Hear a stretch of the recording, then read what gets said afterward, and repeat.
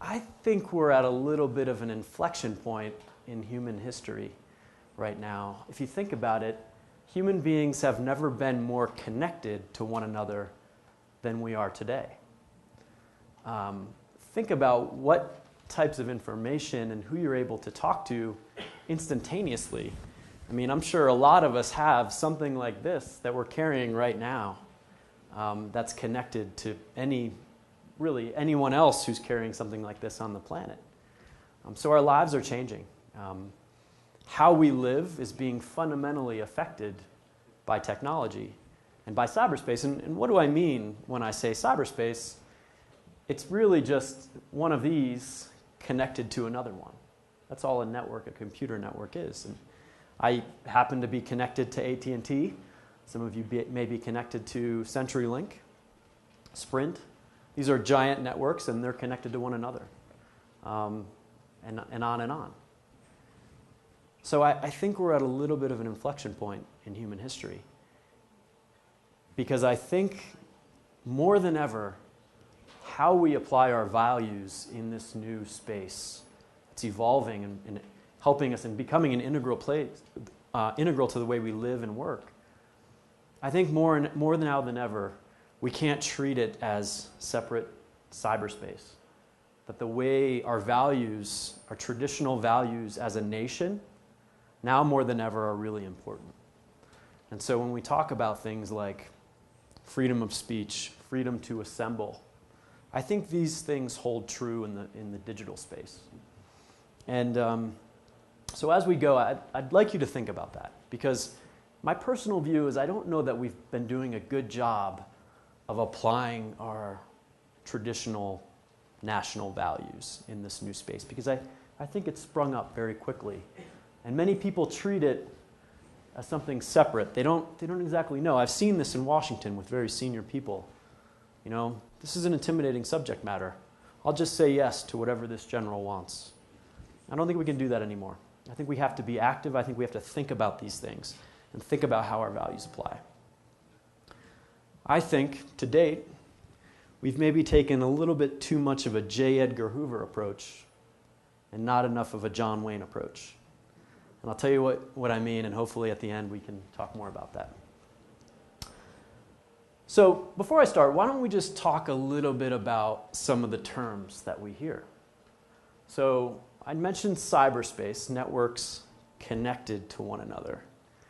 Does anyone know, you probably heard like computer vulnerabilities, or like a bug. Who can tell me, what is that? Who wants to take a shot? I'm going to pick on some of the high school guys. Yeah? Computer bug? Sure.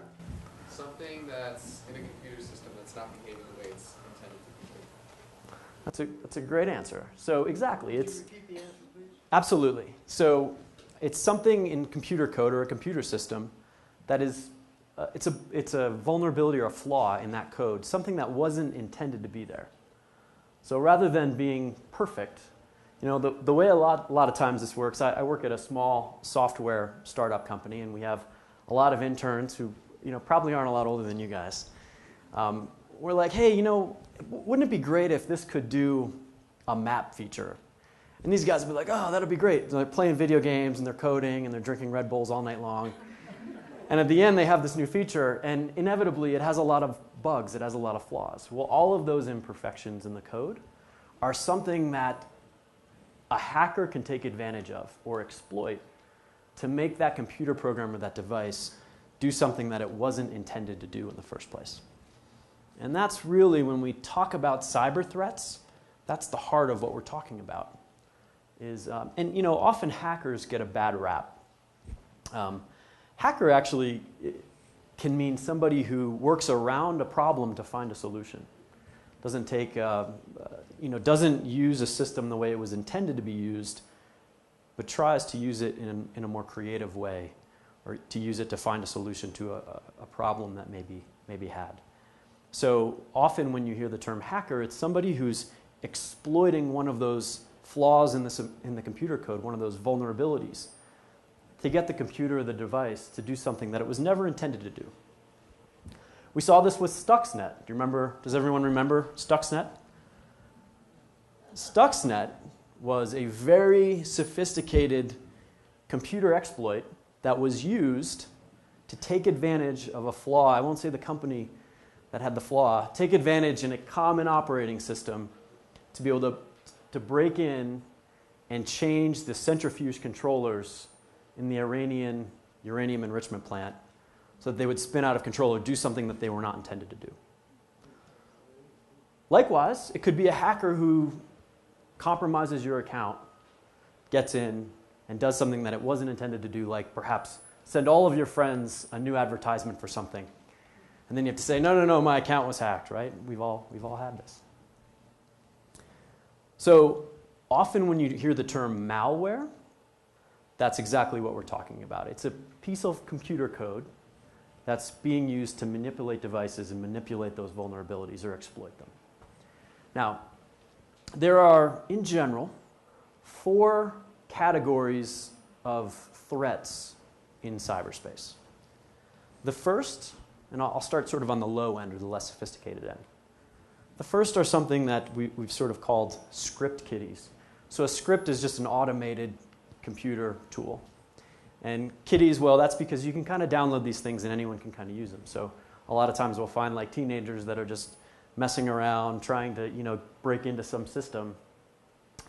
In general, they're not really able to inflict a lot of damage. They're not a huge concern. They're kind of a nuisance, and often it's just a kid who's trying to be creative and trying to learn about computers. Maybe they take it a little too far. So that's sort of the teenager, your prototypical teenager somewhere who's just trying to be a hacker. The next group, we've all heard of Anonymous, right? LulzSec. These are hacking collectives or hacktivists, and usually they're loosely coordinated, maybe not perfect coordination, and they kind of have a cause that they coalesce around. Maybe they don't like the government or a new policy or something the government's done, or maybe they don't like a specific corporation, so they want to send a message. Again, usually it's more of a nuisance. It's not something, at least at the national level of government, that we would consider a strategic threat to the nation. The third category is organized crime. So cybercrime has become really big business. In fact, there are enormous operations in some parts of the world with thousands of hackers who are working to develop tools to rip off accounts and things like that. It's really big business, especially in Eastern Europe. Now, in general, these groups are trying to steal money. They're trying to steal credit card numbers and social security numbers so they can compromise bank accounts or extort individuals. This is a growing problem, and we're seeing a lot of very sophisticated malware emerge from these organized criminal groups. So they're really advancing the state of cyber theft. And then the last group are nation states. So we've all heard in the news that China is really bad. They're stealing a lot of things. Well, there's other nation states that do that too. In fact, as we all know, espionage has been around. It's one of the oldest professions, I'm told. Espionage has been around for a long time. People steal things all the time. People spy all the time. It happens to now be taking place in cyberspace using the manipulation of computers and computer vulnerabilities. So we hear that the Chinese are doing this a lot. There are other nations that do this as well and do this extraordinarily well. The United States spies on people. We've always done that. The main difference is that in general, China is willing at the government level to steal from American companies and give those trade secrets to Chinese companies to benefit those companies. And so all of a sudden that Chinese company has zero R&D costs. They're able to commercialize that product so much more quickly at a much lower cost, and they're able to undercut American companies. And so on a grand scale, this becomes a strategic problem for us. So that's really economic espionage done in cyberspace. Now you'll note everything I talked about were things like nuisances, stealing information, spying. I didn't talk about, the Hollywood train derailment, right? Or taking down the power grid. Now those things can be done too, because the same access that enables you to manipulate that software code to get the program to do something you don't want it to do can allow you to steal information, but can also allow you to change something that would cause potentially a train to derail or a power grid to go down. Now, it's very, very difficult to do something like that. It takes an incredible amount of sophistication. I talked about Stuxnet. Whoever created Stuxnet needed to know a lot of information, the type of information that only a government would know. That you would need to have nation-state spy capabilities, human spies, to be able to get you information about what these centrifuges would look like. So it's not the kind of thing that that 15-year-old kid could do in his room, or even a terrorist group. It would take a tremendous amount of investment to be able to achieve those kinds of effects. But what we called them in Washington was low probability, high consequence, because they could harm Americans. We could lose American lives if somebody were to cause the power grid to go down and a hospital to lose power or fresh water, or a train to derail. And so a lot of what we did in the administration was focused on trying to prevent attacks against the nation's critical infrastructure. And that's where a lot of our policy efforts resided. And that's principally what I focused on in the White House. So I'll talk a little bit about that, trying to protect our critical infrastructure, because that's really at the heart of what we're trying to do with a lot of our cybersecurity. And then from there, I thought I would talk a little bit about the state of play and what the military and the intelligence community is doing, as well as Congress. And then I thought I would also share a little bit about some of the cyber warfare things that I worked on. We don't generally talk a lot about our offensive military capabilities, but I'll tell you, one of the premises or one of the key beliefs that I have is that we should be able to talk about some of these things conceptually without giving away sensitive sources and methods.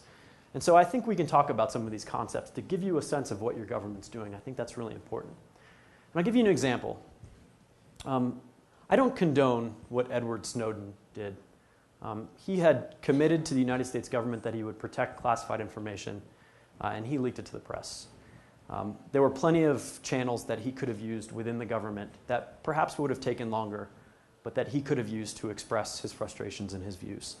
I don't think the press is the right avenue to do that. Now, that being said, I do think some of what's come to light is probably important for us to know as a country and to debate as a society. And I'll be the first to tell you, as a former military intelligence officer, that we are in the habit as a government of classifying way too much information. We classify everything. And I'll give you an example of why that's really bad. And because I have sat in very high-level conversations with senators that have been behind closed doors.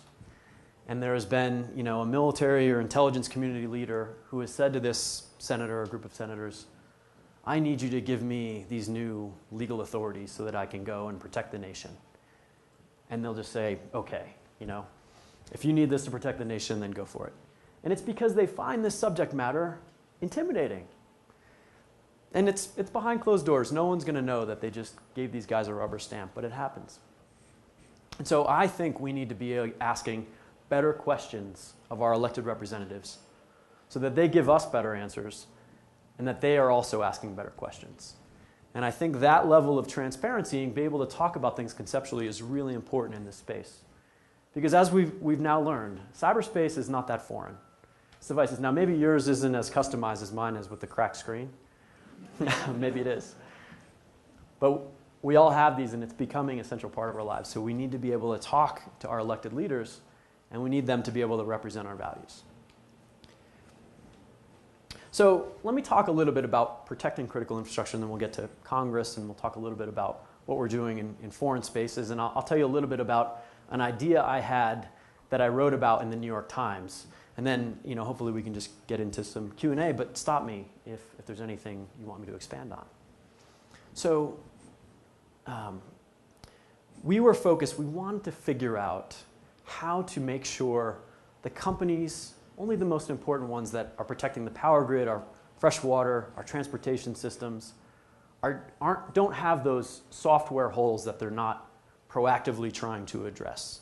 Because we didn't want to find out after a train had derailed that there could have been something done to prevent this. And frankly, we felt like that was an appropriate role of the government to make sure. Now, I think we had to be careful.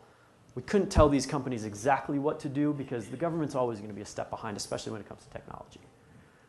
But I think there was a way for us to say, look, these are the things, these are the risks that you should probably, you need to address. We'll leave it up to you to determine how best to do that and how most efficiently to do that. You just need to make sure that it's happening. Because otherwise, this could be very easy to achieve that damage. So we looked at our suite of authorities, and we realized very quickly that we didn't have authorities to be able to do that, that power regulators, in this case, can't just tell power companies to do that. They don't have, this is such a new domain that no one has these authorities. This was based on like telephony. So we went to Congress and we said, members of Congress, we feel like it's the government's proper role to tell companies to fix their systems if that system is so important that it would cost thousands of people to lose their lives. We try to set our standard pretty high. And unfortunately, there wasn't the political will in Congress to do anything about this problem, I think because, it seems kind of geeky and abstract, to be honest. I'll be the first to admit that I have a tendency maybe to geek out a little bit. And so no one really wanted to deal with this. And they said, well, what if we just make it a little bit easier for the government to get information from these companies? And then if they share information with us, we can better tell them what they need to fix. Which may have seemed like a good idea at the time, but I think now we're realizing the government already has access to quite a bit of data.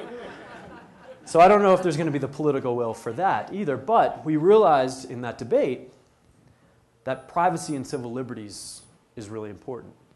And anytime you're talking about digital networks, where now more and more we're sending information, we're hosting information about our lives, what books we like, what churches we go to, who we call, who we talk to, who we email, what websites we visit.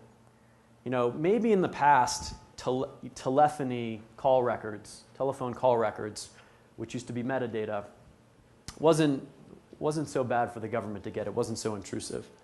But now all of that data, that metadata, can paint a very rich mosaic about each of our lives.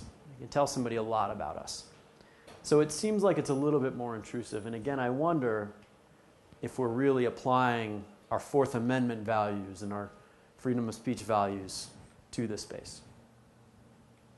So we realized Congress was a dead end. What did? We did Plan B, which was, we called it the Cybersecurity Executive Order. I ended up writing the first 17 drafts of that, and then I handed it off to my successor. So if you go online tonight and find typos, it wasn't my fault. It was him. And basically what we came up with was we said, okay, Congress doesn't have the will to act, so we'll create this voluntary framework. We'll invite companies to come in. We'll talk to them about the problem, and we'll see if they can voluntarily come together and help us address it. And so that's where we are right now. There was a big meeting last week. Companies are now talking. We haven't yet gotten critical mass and gotten everyone involved. We've had a fair amount of participation. I think that's going to get us maybe to the 10-yard line. I don't think that'll get us all the way to the end zone to really make sure we're protecting critical infrastructure threats. My personal belief is at some point we will need Congress to act. My fear is that that won't happen until there's a cybersecurity incident. So, until there's a major cybersecurity incident. So, we'll see. Now, Congress does still want to potentially pass information sharing legislation. And that may come up again this year, but I think what you're going to see is a lot of reference to the NSA programs. So let's talk about those programs. Let's talk about what's been said. I think this is really important. In fact, I was just telling the folks who I was eating with, I was talking to the White House yesterday. Sometimes they call former staff and they say, hey, what do you think about this? What are people saying about this? And I said, look, people want to know. You can't be reactive. The American people want to know what's happening. What's the rationale for this? And I mentioned, I think we can talk more about programs without giving terrorists our roadmap. I think there's a way to do that, and I'll give you an example of why I think that is. Drones, the drone program. For a while, all we knew about drones was what we saw in Hollywood movies. We kind of heard that maybe our government was doing this, but we didn't know for sure. And then eventually, the administration came out and began to talk and say, yes, we're using drones to kill terrorists around the world. And here's our legal justification. Now, some of us may still have reservations about the use of drones. But I do think that being more transparent has gone a long way to alleviate concerns and give the American public a better sense of what their government's doing. Now, I'm pretty sure that terrorists all around the world right now still are afraid of American drones. I don't think we gave away things like the range of their missiles or the ability of their optics to pick up people on the ground. So it seems to me that there's an analogy here to some of these NSA programs that collect data on every single American. It seems like we should be able to tell the American people that, and maybe even tell them why we think it's necessary. And I think these are the types of questions we should be asking our government. It seems like this type of transparency is a good thing, and it would be consistent with our values without sacrificing our security. So I think there's some things that we can encourage our members of Congress to do to be more transparent. I think that's a good thing. The other thing I think we can do, remember I talked about how members of Congress will sit there and they'll kind of just nod, yes sir, I agree with you, General, let's do that. Well, the Foreign Intelligence Surveillance Court, you guys have probably all heard about this now in the news. It's a court with a judge that meets in secret, and rather than having two parties that present their case, they have a single party, the government agencies, in this case spy agencies, who tell the judge, Judge, we need a warrant to go collect this type of information on Americans. Now, it's up to that judge, and as we've seen now with some of the revelations, those judges are actually willing to challenge some of this. But it's up to the government to provide that judge with all of the potential privacy concerns. Now, there's an idea out there that I think is actually maybe a pretty good one, which would be, it's a secret court. Let's find some attorneys out there that specialize in privacy and civil liberties, give them a security clearance, and have them be on that court so that they can argue the side of privacy. And so that way, there's an adversarial process. One of our founders, and I told Deb I was going to make a reference to Fed 51, so hopefully she'll be happy that I worked it in. One of our founders, I remember this from AP History. My parents made me take AP History, which, by the way, was like an incredibly difficult class and test, but well worth it.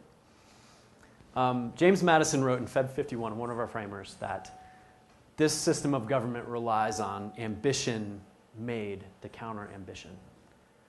So that really means you need two people arguing it out. You have to challenge key assumptions. You can't just say, yes, General, I'll give you whatever you need. I'll give you any type of data. I think it's good to have that counterpoint. And we can only have that when we really are asking good questions and applying our values. So that's kind of the domestic space. In the post-9/11 era, the military and the intelligence community developed incredibly powerful data analytics capabilities. It was an imperative at the time. They're very good at it. The NSA in particular has incredibly powerful supercomputers. Now, computing paradigms have changed. What I have in my pocket or in my hand happens to be as powerful, probably even more powerful than the computer I had in college. It no longer takes a supercomputer. If you're connected to the internet, you have access to a supercomputer because of cloud computing paradigms. That means our private sector and our universities, our research institutions, can now do big data analytics extraordinarily well. So there are a lot of resources for our law enforcement agencies, for our Homeland Security Agency to tap into that aren't the military, that aren't the intelligence community. So I personally think, as a former military officer, maybe it's time we think about having our military start focusing again outwards on protecting threats and preparing to fight overseas as opposed to domestic security. And I think we can call on our private sector and our research institutions to pick up the ball and actually help, and it would be a lot more transparent. In a theory. So let me talk a little bit about the state of our military and what we're doing, and I think maybe some things that we could do better. So I actually worked on some military cyber warfare applications. We talked a little bit about the way this works, right? A hacker will sit down and we'll try to find a bug in computer code, and then we'll try to figure out a way to exploit it and get into that system. It's a very manual, time-intensive process. It takes a long time. Now, our military is training people. They're looking for talented high school students and university students. And there was an article, I think, in Christian Science Monitor about now the Air Force Academy is a great program that I'd give them a shout out. But this is a very manually intensive process. So one of the things the military needs to do is figure out how to automate this and scale it. Now, again, let's go back to our values. I don't think cyber weapons always have to do bad things. If you think about it, we could also do a lot of good. And so I wrote something a few months ago that I like to talk about because I think it's the kind of things that we should start thinking about. We don't just have to break things and steal stuff. We can also give people access to information. We can give them the freedom to look up anything they want, to post pictures of brutalities that are happening in their neighborhood by the regime. So I actually think freedom of speech, freedom to assemble should be the same in the digital space. Freedom to digitally assemble is also really important.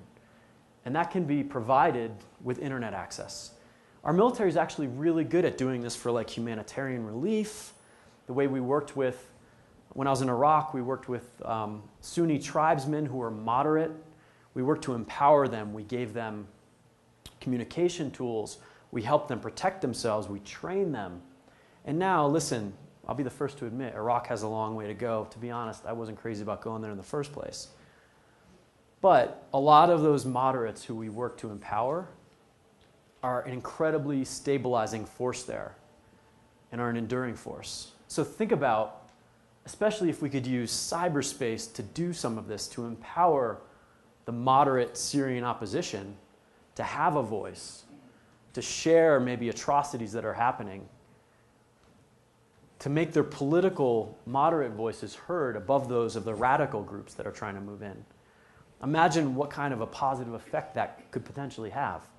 Those are the things I'd like our military to start thinking about. You can do long-range Wi-Fi, and you can help them set up networks and secure them remotely. You can do all of these things. They're readily available. These are the types of ways to promote American values overseas when it's in our interest to do so, like freedom of speech and freedom to assemble, that I think can make a real difference. Here, yes, Bob. Chris, give us a quick, I know what it is, but what you're talking about is setting up internet access outside the borders of like Syria. Yeah. So the rebels have access because Assad is apparently cutting off internet. Just give them a Sure. quick. So imagine this. You'd be surprised. I've actually talked to a lot of people in the Syrian opposition, and they know about Twitter, they know about Facebook, but they're not able to access it because the Assad regime shuts down their communications. They've taken them offline. They control digital networks. This is kind of, we talk about in the military, in the physical space, you may have heard the term lines of communication. It's always really important whenever you go into some conflict zone, you want to control the lines of communication. Well, now, lines of communication are just as important in the digital space. So Assad has cut off his people from the outside world, from the outside internet. So one idea I have is we could use the US military without ever going into Syria, just on the border in our partner countries of Jordan and Turkey, to broadcast Wi-Fi signals into Syria, work with moderate elements of the opposition who we would train and vet, again, out in Jordan and Turkey, to be able to set up these networks, defend them against the Assad regime. And then again, we could potentially use some offensive capabilities to take down the Assad regime. So we would be giving those moderate voices a way to communicate, coordinate with each other to be more effective and to help defend themselves. So this is an example of some things that I think we can do so that cyberspace and our cyber power that we're projecting abroad is a force for good. I'd like to know how to accurately identify moderate rebels among the Syrian opposition. You can. That's what I thought. But here's what our framers believed. That if we give everyone and guarantee everyone the ability to speak their mind, and we listen, the ideas that are the most persuasive will eventually win. And so that's really, I think we would work with moderate groups to set this up, the infrastructure up, and ideally maintain it. But I would love for every Syrian, every Syrian civilian to be able to access this. And there's no way we'd be able to keep the regime completely off the network. But the idea is that we'd be amplifying more moderate voices. And the power of their actual views and their ideas would prevail over time. I mean, that's the best idea I have, and there doesn't seem to be a lot of good ones. But I do think as part of a grand strategy in the region, right now we're seeing radicals take advantage of the political turmoil and upheaval in this region to espouse their beliefs and win over a lot of people, and it's drowning out the voices of the moderates, the more reasonable voices. So anything we can do to empower those moderates, again, I think we should consider it. And I go back to my time in Iraq because there was this Anbar awakening, and it just started by, I remember I was having tea with a tribal sheikh in Anbar province. It was in October of 2006. It was kind of right at the beginning when we realized that Al-Qaeda had kind of overstayed its welcome, that moderate Sunni Iraqis were starting to get a little bit sick of him. Al-Qaeda had taken over the smuggling routes. They weren't letting any of the Iraqi men smoke. They were marrying Iraqi women. They had started to overstay their welcome, and we started to realize that, maybe they'd be more willing to align with us. Maybe they might begin to see it's in their best interest to begin to work with us to help rebuild Iraq. And so I remember sitting down with this tribal sheikh, and he said, look, you can't just come here and drink tea with me and expect to get my help. You have to be willing to give my people a real voice. You have to be willing to listen to what we have to say. And so I think we need to be thinking about how to give people a fora, especially the ones that have something to say that's potentially persuasive and aligns with our interests. We have to be thinking about how to empower those moderates, because otherwise they're going to get run over by the radicals. And so a cyber awakening is one idea, and maybe there's others as well. So with that, hopefully you get a sense of why I think values are so important in principles, and why values in the traditional and physical space should apply just as much in cyberspace. And so, again, I think maybe a little less J. Edgar, maybe a little bit more John Wayne going out and scooping up Maureen O'Hara and defending her virtue. Wouldn't be a bad thing, right? Let's make this a force for good, because really this could be an important national element of power, our cyber power, which has soft and hard components that we can bring to bear. I mean, technology is one of the things that we do really well, technology innovation. So let's think about how to bring that to bear for our foreign policy. Yes, sir, please. It seems to me that the biggest problem we still have on the internet is the ability to have somebody spoof. In other words, if my IP address is sending him something, but I change it and make it Brooks' address, he doesn't know it was me that sent it. That's spoofing, if you know. Now, that's always been a problem with the internet. But the question is that do you know of anything that the manufacturers like Cisco might be doing, or some of the major router manufacturers, to take a global look or make it like the telephone company that we used to be able to trace back and get actually the sender? When are we going to have a capability that allows us to track back an IP address and have it correct, and allows somebody not to spoof it? Certainly when you are able to own the infrastructure, like a major telecom company can already do a lot of this when you are able to oversee the entire infrastructure. There's a trade-off in this, though. On the one hand, that would indeed help us to attribute where bad things are coming from. It also sacrifices some anonymity and confidentiality. And so on the one hand, that would be really good. On the other hand, that might actually stifle people from speaking more freely. So I think right now the idea is there a way to have both? Is there a way to do things like DNSSEC and things that we can use to ensure that we're not being spoofed without our knowledge, but still maintaining the confidentiality of that IP address? These are difficult policy questions, and frankly, I'm glad you asked that question. These are the types of things I think we should be debating as a society, but we're not really. And so I think this is why talking about cyber and getting to know these issues is so important. I would submit, I don't have a good answer for you. I think there are technologies under development. Certainly the telcos can do this, but it really relies on owning the infrastructure to be able to really see the whole transaction take place.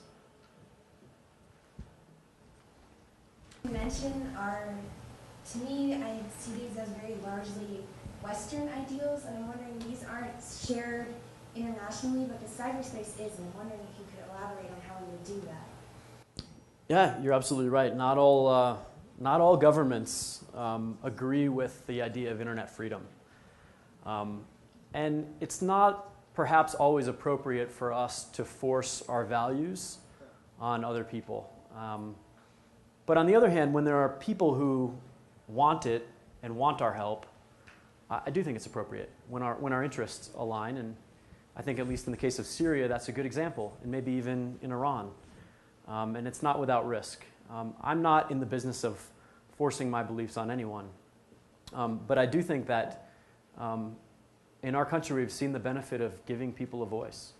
And it's not a bad thing to promote that idea as something that's actually stabilizing and good in the long run. And something that's worked well for us, frankly, and it's encouraged independent thought, creativity, innovation, all of the good things. And frankly, it's what our government's based on is this idea of sort of crowdsourcing. You know, that's what liberalism is as a democracy, as a democratic institution. And it's why, in my view, authoritarian governments have failed, because they have a very insular and narrow view of the world, and they don't get new opinions. It's really the ability to challenge old beliefs that has made us great. And I think most innovators will say that that's an important key. So I take your point. You're right. It's a very, you can trace this back to the Enlightenment. But that doesn't mean it isn't a bad thing. In fact, I was just talking to Dave. If you read the article about Ayatollah Khamenei in Iran, he actually references how some of these ideas he doesn't think are a bad thing. It's the Western materialism, quote unquote, that he dislikes. So to your point, I don't think we should be forcing our views or our values on someone.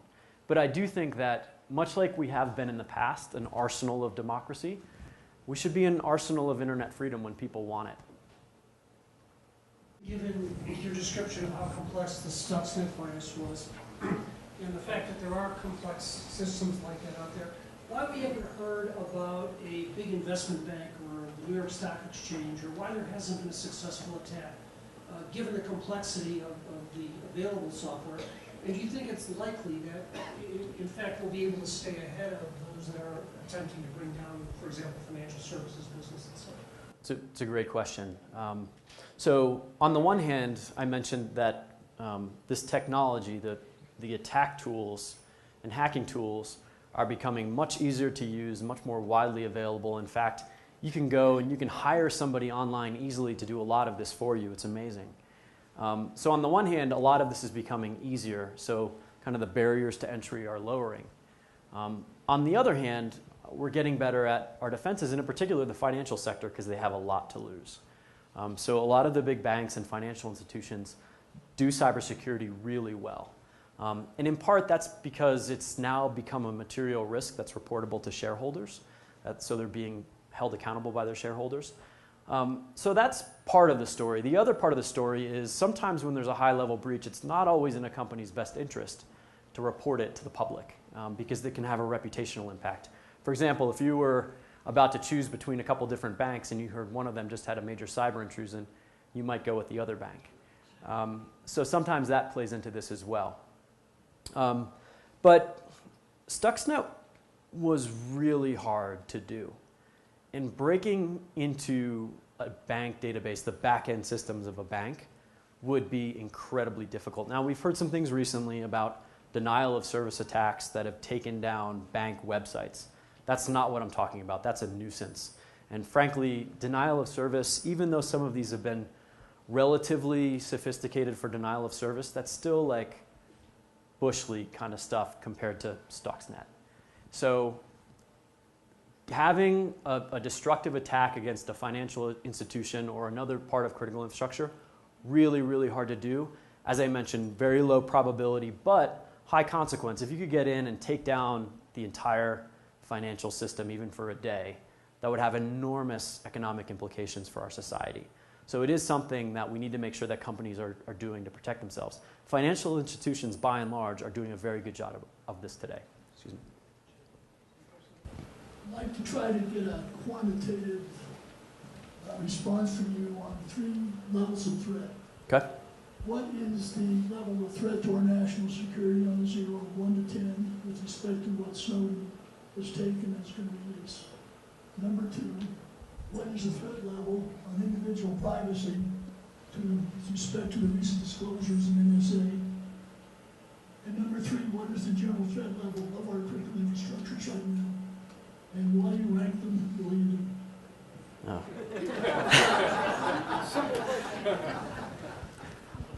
I'm sure you're a demanding man to work for. Okay, well, let me take a shot, and I'll sort of talk you through my rationale, and feel free to disagree with me.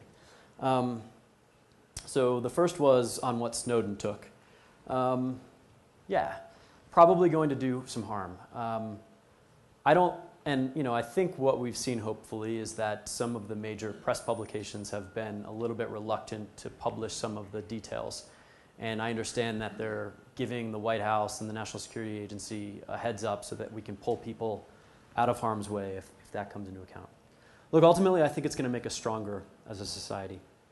I think it's going to teach us that perhaps we've overclassified things. Again, I don't condone what he had done. I wish he would have gone through channels. If this is what it's taken to get us as a society to kind of wake up and see the trend, then, in a way, there's part of it that will probably end up being a good thing. I hesitate to say that because, again, I don't want to condone the disclosures. So on a scale of 1 to 10, it's probably a 5, in that 50% of this is bad and damaging. I don't think it's given terrorists a roadmap or a way to evade our defenses. I think, A, we're too resilient and strong for that to happen. And B, frankly, we have a lot of layers. An NSA surveillance program is one of many.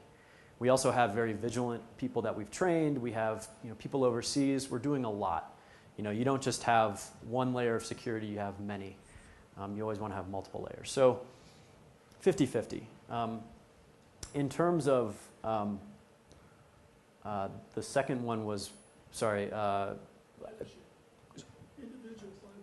individual privacy and civil liberties. Okay. Well, that depends on whether or not we value privacy and civil liberties. We had a great conversation at our table, which was, is there a generational difference in the way we think about privacy? Has it changed? Has it evolved in our society? I know my nieces post a lot of information online about themselves. More so, I have Facebook, but I don't, tell the world everything I'm doing, but they do. They're at dinner and they're tweeting to each other. So there's, on the one hand, there seems to be a willingness to put more of ourselves out there, at least, in some of the younger generations. Does that hold true for all facets of our life? I don't know. Maybe they don't value privacy the same way. Maybe they're willing to accept less privacy. Maybe they don't want it. Maybe it's no longer valued in the same way that it is for some of us.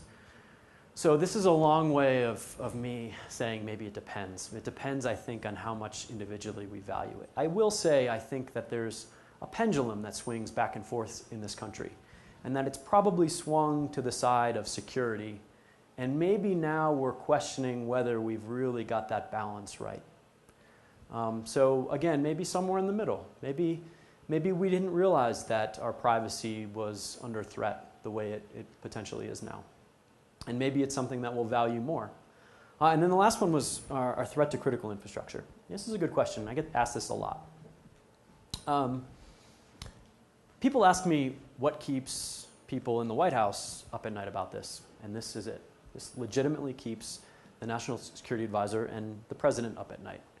And that's because even though it's really tough, it could happen. And there's probably not enough we're doing yet about it. The chances that it will happen, I think, are still relatively remote.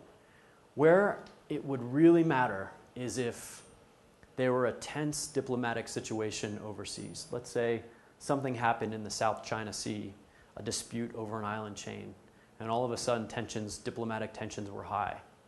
You know, maybe we'd be more reluctant to send a carrier strike group in to sort of beat our chests, you know, and try to get countries there to back down if we thought they could do something to take down our critical infrastructure. So maybe we've lost a little bit of leverage because we've left ourselves so unprotected. I'm afraid that that might be the case. So I actually put it, again, maybe somewhere in the middle. It really requires intent, the intent to harm us by a peer state. But if we were in a situation like that, and as we've seen, the world changes very rapidly these days, that could happen, and then we'd be in a situation where maybe we'd have less leverage than we thought.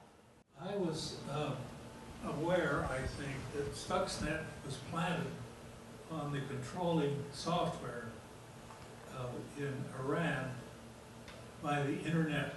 Is that correct? As I understand it, it was a worm that was propagated. We don't know exactly how. It could have been by a contractor who may have had access to the facility. It could have been by an unwitting Iranian who brought their laptop from outside into the facility and connected it to the network. And then didn't it migrate from there away? Then, so this is a great point. These things are indiscriminate. You know, this could work on any system, right? Maybe it was a mistake. Maybe it went out all around the world. Sometimes these aren't precision-guided munitions necessarily. Once the genie's out of the bottle, we lose control, or whomever would have done that. Let me make an announcement for the rest of you here. If you have a copy of last Sunday's Denver Post and Perspective, there is a great article in there, How We Gave Up Our Privacy, which fits much of what he's been talking about. So if you haven't read it, read it. I'll check it out. Thank you. Yes, sir, Jerry. Do you really think if Snowden had gone through channels, we'd ever know anything? There is, well, look, you know, there's something called, there's a new executive order that was put out about a year ago that specifically is meant to protect intelligence community whistleblowers. It's called Presidential Directive 19. So theoretically, there are mechanisms in place that should have allowed him to speak his mind and make his views known. Do I think the country would know what it does today? No, probably not. You know, again, there's been an overclassification, and some of this I think we've brought on ourselves by allowing that culture to proliferate. So I think if we can demand better transparency and get back into balance, then maybe this won't happen in the future. You seem so passionate about this being, you know, what you've been talking about, that it would be such a good way to open it up and to use it for good. And now you've left the administration, and so is this? I can repeat. Is this? Are you doing something that continues this passion, or oh, good? Thank you. Great question. So the latest question was whether she said that I'm passionate about opening this up and some of the policies, but now I've left the administration. Whether I'm continuing it. I'm continuing it right now. Talking to you guys. I believe that the only way we're going to really make a difference is by, as a society, asking better questions. And so that's really the agenda that I have now. It's kind of fun, actually. We don't have to worry. I left the administration principally because if I didn't leave the administration, my girlfriend would have left me. They were really long hours. I loved it. I loved every minute of working there. It was really difficult in the White House.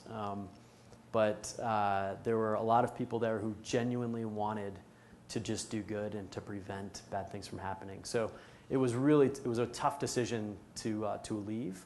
But for me personally, it was the right decision. And maybe someday I'll go back. But for the moment, I don't know. I think this seems like a better way as a society to start to make change. So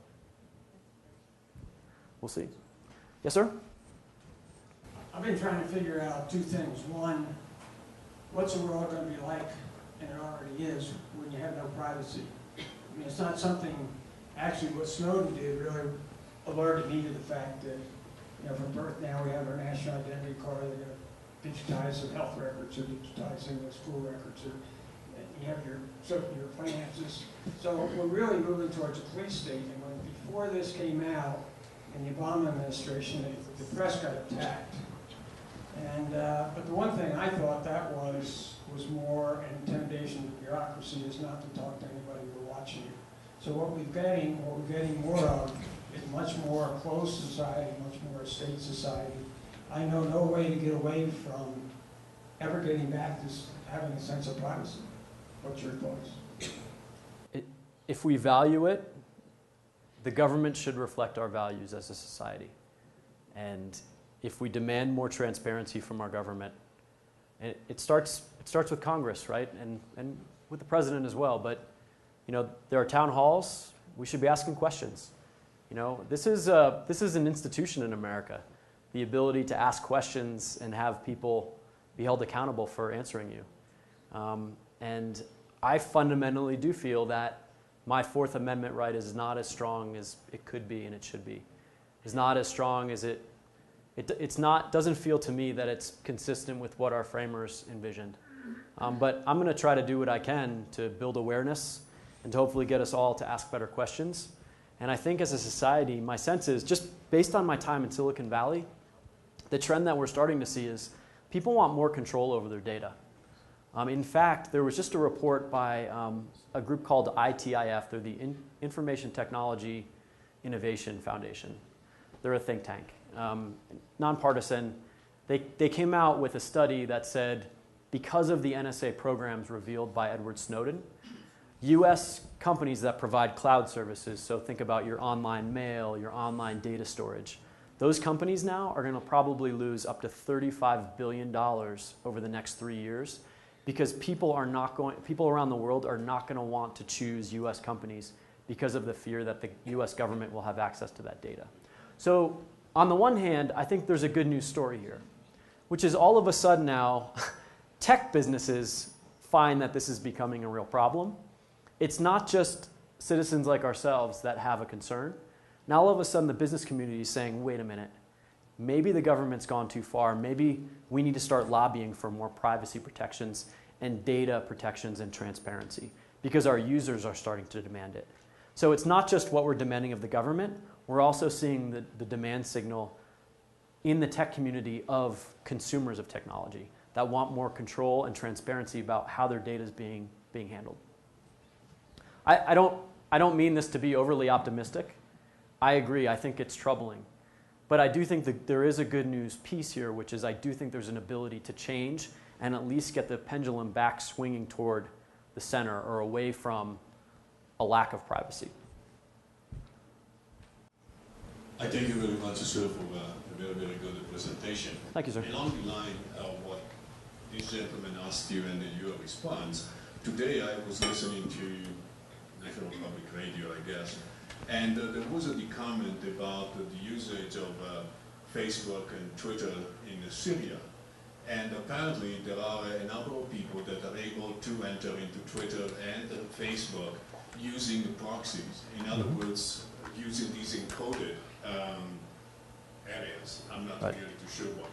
But in any event, the bottom line of it all was that the NSA, in order to expand their knowledge and their listening ability into every place in the world, is debilitating the encoding of these proxies, which means that the Syrian government has a far easier job to monitor what these people are saying on the Facebook and so on. So I mean, I'm not sure about these, well, basically that's all what I wanted to say, and I thank you.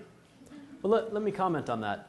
I agree. In fact, for those of you who read The Economist, there was a good article about this very thing, about the disclosure that the NSA had sought to create holes in the encryption, the international encryption standard, so that it would be easier for them to break codes. And as a result, it could be easier for authoritarian regimes to have to break these codes. Spy agencies are going to spy. You know, that's part of their job. I think the question as a society is, how do we want to aim them, and how do we want them? What type of information do we want them to collect, and is this behavior acceptable? You know, should the agency be held accountable for trying to degrade that encryption standard, which none of us knew about?